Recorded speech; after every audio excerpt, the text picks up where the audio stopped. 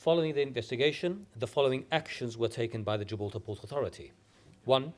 A letter was sent to the vessel's local agent advising them that the GPA considered that their failure to follow prescribed protocols was a breach of the terms of their license and that the GPA was minded to suspend their license for 2 weeks. The agent was invited to submit representations to the GPA. Following receipt of those representations, the penalty which the GPA proposed was itself suspended.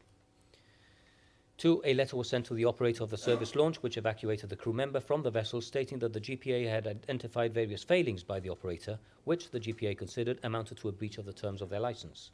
The letter stated that the GPA was minded to suspend their license for 7 days.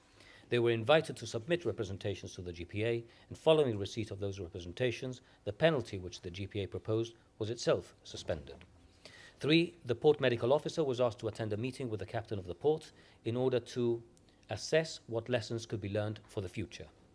4. A verbal warning was given to the duty port officer, which was to remain in his personal file for a period of 3 months, and the officer required to receive remedial training on the relevant procedure and protocol. 5. A port circular was sent by the captain of the port to all shipping agents and operators which stated, I quote, "Following a recent incident, I wish to reinforce the importance of the need to alert the GPA as soon as you become aware of a medical case, whether it requires medical attention or not, on board a ship bound for Gibraltar.